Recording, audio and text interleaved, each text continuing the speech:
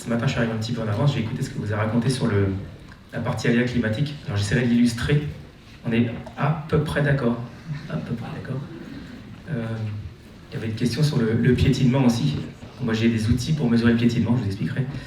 Et puis, parler aussi du projet Perpète, qui rassemble plusieurs interlocuteurs dans la salle et qui nous a permis un petit peu de rapprocher, on va dire, nous, les praticiens, des choses un petit peu plus théoriques. Je pense que les deux sont importantes, doivent être assez liées si on veut que demain ça progresse. Puis peut-être je finirai par quelques inquiétudes que j'ai autour des prairies, qui sont pour moi pas liées aux prairies, mais plutôt liées à l'évolution du monde agricole. J'essaierai de rien oublier. Donc la ferme en fait chez nous, ferme familiale en fait dans un GAEC avec mon épouse, où nous élevons 80 vaches laitières, avec une grosse partie de prairies, 85 hectares de prairies. Nous élevons aussi des volailles de louer, donc avec des parcours à volailles, une autre gestion de ce qui aussi peut être un parcours et une prairie pour des volailles. Et puis après nous avons aussi presque 50 hectares de culture assolée. Donc on est 4,5 à travailler là-dessus, puisqu'il y a 10 ans en fait on a rajouté donc, un atelier de transformation et vente directe. Donc qui lui aussi, enfin les prairies ont aussi un lien avec quand on transforme en fait on est encore plus attentif à l'alimentation et donc à l'état de nos prairies. C'est des choses qu'on va regarder plus que quand on se contente de livrer le lait à la laiterie. Donc voilà, après je dis toujours que chez nous c'est une ferme de polyélevage, polyculture en fait. Et je pense que c'est un des moteurs aussi de la résistance, que ce soit aux aléas climatiques, aux aléas économiques. Combiner des productions, alors ça demande peut-être d'être technique dans beaucoup de domaines, mais c'est aussi assez rassurant financièrement, de pouvoir compter les productions les unes sur les autres, et elles ont des complémentarités un petit peu partout. Alors, on est sur des sols chez nous, limon sur schiste, donc avec une réserve hydrique relativement faible, mais je dis toujours en rigolant, on a toujours l'impression qu'on a les plus mauvaises terres en fait. Le voisin il a toujours les plus belles terres. En fait, on s'aperçoit que quand on voyage un peu, c'est pas si mal que ça, ouais. Il y a bien pire. Donc voilà, et puis c'est le contexte dans lequel je me suis installé il y a 20 ans, et il faut faire avec, il faut s'adapter, l'observer, pour en tirer le meilleur parti. Des pH plutôt acides en fait, qui nous interdisent notamment par exemple la luzerne. On peut, hein, mais voilà, on n'a pas une luzernière au sens où les photos le montrent dans les revues. Donc par contre on a la chance en fait de pouvoir faire des échanges en fait entre du fumier de volaille et de la luzerne avec un voisin qui est juste un petit peu à côté, puisqu'en fait nous notre région en fait notre commune, plusieurs communes ont le terme Champagne accolé à leur nom de village, et en fait on fait la limite entre le bassin parisien Crayeux et puis le massif armoricain. Voilà, donc c'est pour ça qu'on est sur des schistes, prémices de granit. Donc c'est une espèce de zone intermédiaire où la géologie en fait nous montre bien en fait pourquoi certains ont les prairies et les autres ont les céréales. On a une zone nature à 2000, donc ça c'est important aussi. On a parlé aussi des réserves hydriques, de l'aspect température, et on a beaucoup de haies chez nous. Je pense qu'une prairie sans haies, quand on parle de la prairie, il faut toujours la coupler avec de la haie. Il y a une symbiose entre les deux qui fait que, alors en plus si on fait de l'élevage, ça n'a que des intérêts. Donc 22 km de haies sur la ferme, donc qui nous permet aussi spatialement de disposer les choses. Alors des haies qu'on a plantées, d'autres qui existaient là depuis très longtemps, d'autres qu'on a entretenues, etc. pour justement avoir une espèce de mosaïque pour le pâturage. En termes de pluviométrie, on a une pluviométrie alors relativement moyenne, 650 mm, 700, certains trouvent que c'est beaucoup. C'est bien plus quand on va à l'ouest, c'est bien moins quand on va à l'est, c'est comme ça. Je dis qu'il était plutôt bien réparti jusqu'à quelques années, donc voilà, 70-80 mm, moi c'était plutôt quelque chose de pas mal. Et puis depuis quelques années, alors ça a été bien montré ce matin, on a les fameux aléas, alors je ne sais pas si on va appeler ça des aléas, mais en fait des variations beaucoup plus fortes qui nous ont amené à changer notre comportement dans la gestion des prairies. Puisqu'en fait l'hiver qu'on avait avant vraiment, on va dire au mois de novembre, décembre, janvier, maintenant on peut l'avoir au mois de juillet-août. Donc ça renverse un petit peu le calendrier de pâturage et ça nous a amené à faire des changements. Sur les 85 hectares de prairies, on va dire, alors définir une prairie naturelle, ça c'est un truc, je ne me lancerai pas là-dedans, c'est compliqué. Il y a les prairies temporaires, alors après, tout le monde a des définitions qui sont plutôt fonction de la PAC que de la réalité physiologique des prairies, donc ça c'est un petit peu dommage. Et il y avait une définition dans la PAC qui va sûrement disparaître dans la prochaine, qui était la fameuse prairie à rotation longue, qui permettait quand même à l'agriculteur d'envisager éventuellement un jour de la retourner, mais qui en fait le faisait jamais. Là, en supprimant cet artifice-là de la PAC, en fait, on va revenir à quelque chose de binaire, où c'est naturel ou c'est temporaire. Avec, pour certains, un petit peu l'épée de Damoclès, de dire si je veux continuer, il faut que je la casse avant les 5 ans, sinon voilà, elle ne va plus rentrer dans ce cadre-là. Donc ça, c'est un petit peu dommage, mais bon, il faut faire avec. Des vraies prairies naturelles au sens où, de mémoire de vivant, chez moi, elles ont toujours été vues en prairie. J'en ai à peu près la moitié sur les 85 hectares. Le reste étant des prairies dites temporaires que mes parents avaient semées dans les années 70-80 et qui sont toujours restées en herbe et qui aujourd'hui, moi je les range à la catégorie prairies naturelles, mais je ne sais pas si elles sont vraiment prairies naturelles. Il faudrait voir. C'est un peu, on est obligé de faire une classification, mais qui ne tient pas forcément compte vraiment de la réalité. Voilà. Après, donc, la chance d'avoir des sols un peu légers sur le schiste permet de sortir les animaux de très bonne heure. Donc en fait, nous, les animaux peuvent sortir, alors en moyenne, je fais une photo tous les ans de la mise à l'herbe, ça me permet de faire un petit graphique. En 20 ans, le plus tôt qu'on est sorti, c'était autour du 8-10 février, et le plus tard, on va dire, c'était autour du 20-21 février. Donc on a cette chance-là de pouvoir pâturer relativement tôt.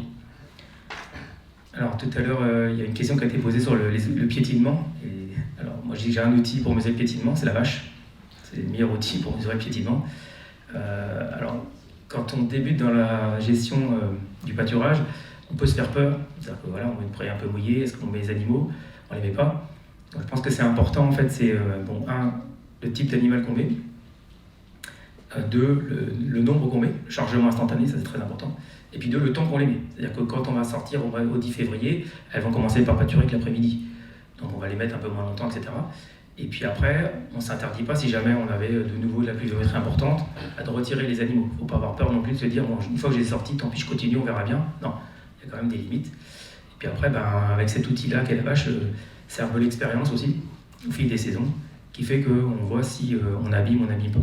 Mais la question était très pertinente dans le sens où si jamais vous avez abîmé votre prairie naturelle, forcément, elle va mettre beaucoup plus de temps à récupérer. Surtout si en une année derrière il y a une sécheresse, plus on va lui amener en fait d'aléas comme celui-ci, ou lui infliger de punitions entre guillemets, plus elle va le mettre de temps à récupérer. Donc ça c'est important. La mise à l'herbe doit aussi tenir compte de ça. L'important, c'est très important. Après, donc la gestion, bon, j'ai rien à vous apprendre, c'est une gestion en pâturage tournant. Je ne mets pas d'autres adjectifs, ça suffit. Pour des raisons pratiques, après d'organisation, on est sur 2 repas jour, c'est-à-dire que les clôtures sont déplacées 2 fois par jour, à chaque traite. Et ça, j'y reviendrai dans ma conclusion par rapport à la traite. C'est très important, en fait, de pouvoir déplacer et d'amener, en fait, une assiette avec un plat ou une assiette neuve à chaque repas pour les vaches. Pas de fil arrière, pas que c'est pas intéressant, mais le gain de productivité sur le fil arrière par rapport au temps que j'y passe, je fais pas. Voilà. Par contre, c'est sûr que le fil avant, c'est indispensable dans des paddocks déjà pré-découpés. En rapport temps de travail et gain en productivité de la prairie, c'est indispensable. Sur les prairies qu'on a fait vieillir, alors certaines ont vieilli un peu naturellement, elles étaient auprès du bâtiment, d'autres étaient un petit peu plus loin. Au fur et à mesure qu'on a développé le pâturage, pour arriver aujourd'hui, on a à peu près 70 arbres par vache, forcément il y a des prairies qui habituellement finissaient dans une rotation de céréales, et puis qui, malgré nous, en fait, sont restées en vie malgré elles. Je pense que c'est important quand on fait vieillir une prairie, c'est de bien savoir l'observer. Très souvent, on ne sait jamais, on dit est-ce que je dois la casser, pas la casser, est-ce qu'elle refait une année, etc.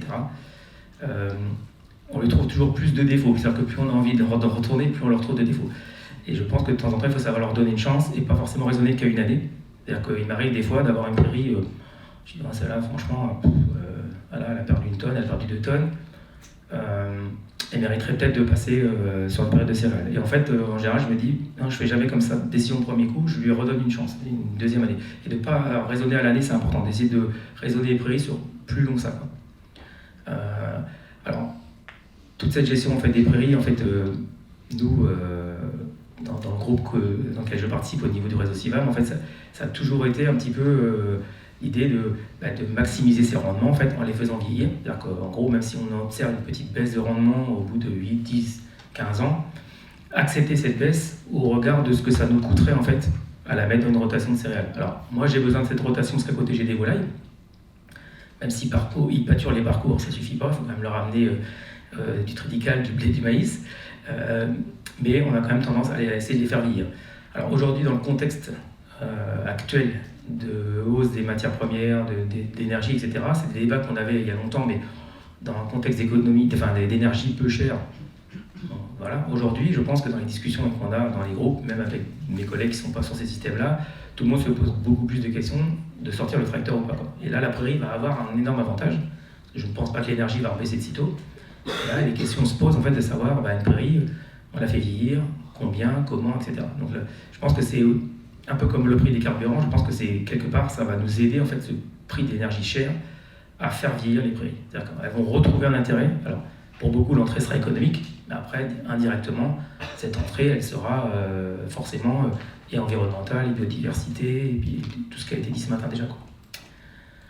Alors après, dans la gestion en fait, des prairies, qu'est-ce qu'on fait de très particulier? Donc, l'idée, c'est que je prends un exemple tout bête.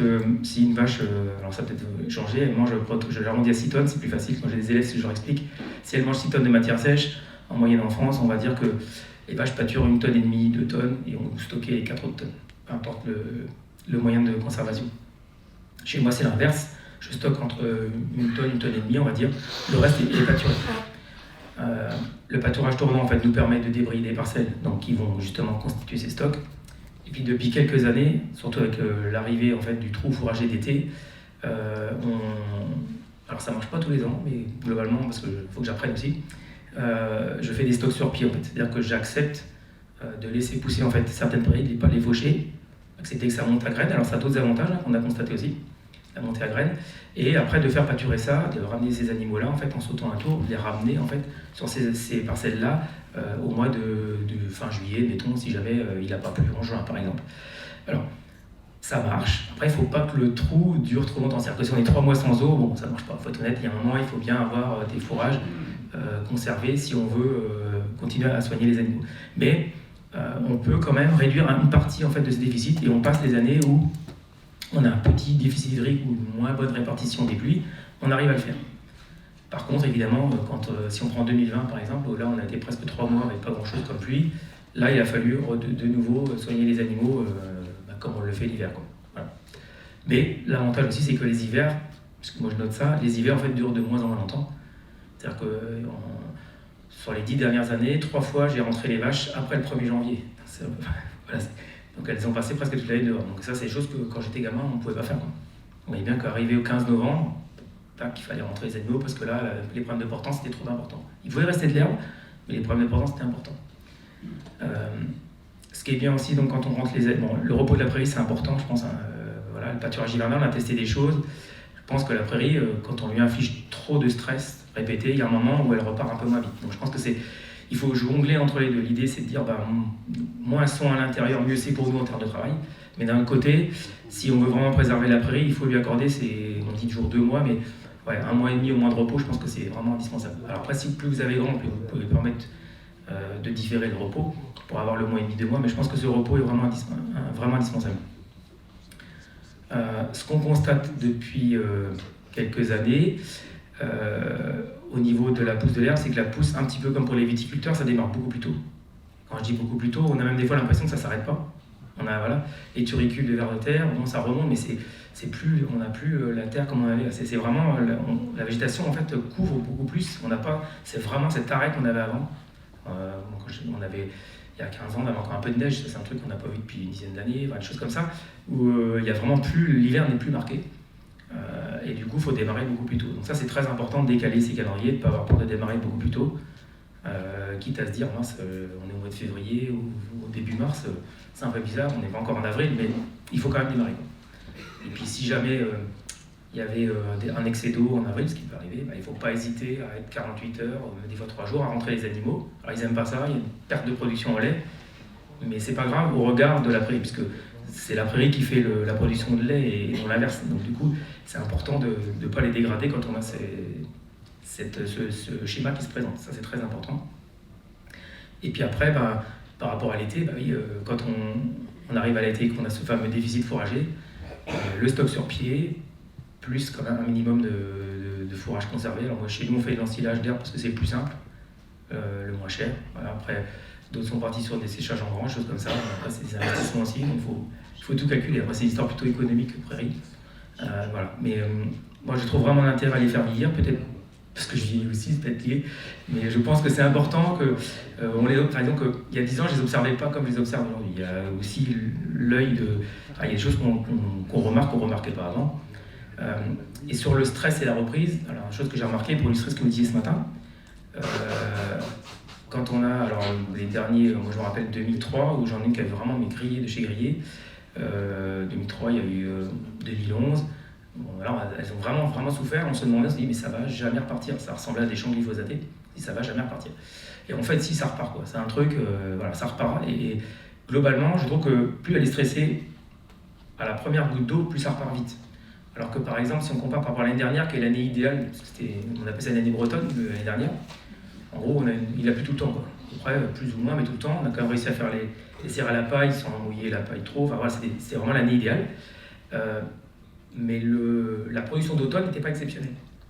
Alors que 2020, qui était une année où on avait 3 mois, je disais tout à l'heure, on n'avait pas eu d'eau, à l'automne, on a fait peut-être un tiers de la production de l'automne. Alors que l'année dernière, on a peut-être fait 15-20% maximum.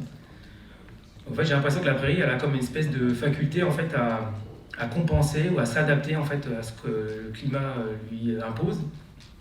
Et nous, par nos pratiques, il faut qu'on en tienne compte. Parce que si on n'en tient pas compte, on peut justement annuler tous ces effets-là. Je pense que c'est vraiment important. Donc, toutes ces choses-là, on a matérialisé ça dans un projet qui s'appelle, c'est fini, ouais, je vais en douter. Mais je veux le dire quand même, qui s'appelle Perpète en fait.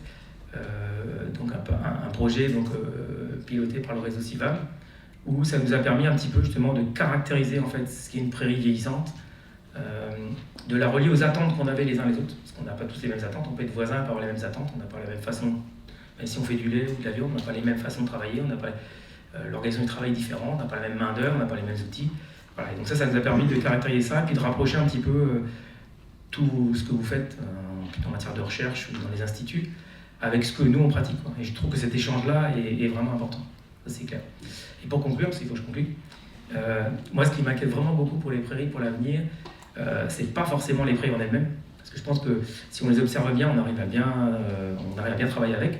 C'est plutôt pour nous les laitiers, les systèmes de traite et la robotisation. J'ai rien contre les robots, mais la robotisation en fait impose une gestion très réduite du pâturage de par la machine, puisque vous avez un seul poste de traite, donc mécaniquement il faut qu'elles y passent beaucoup plus de temps autour, donc beaucoup moins de temps dans les prairies. Donc s'il y a moins de temps dans les prairies, vous vous retrouvez avec beaucoup de stock d'herbe, on se retrouve à faire beaucoup de stock et peu de pâturage. Peut-être que certains ça leur plaît, mais après il faut bien, si on relie ça à ce que j'ai dit tout à l'heure sur la partie économique, les stocks coûtent très très cher, ils vont coûter de plus en plus cher. Et donc là il y a une espèce d'antinomie, alors à moins d'avoir un robot qui suit les vaches, j'en sais rien, il faut trouver quelque chose si on veut plus traire. Et je pense que c'est quand même important demain de se poser ces questions-là de travail, de relation à l'animal et de relation à nos prairies si on veut qu'elles vieillissent. Voilà.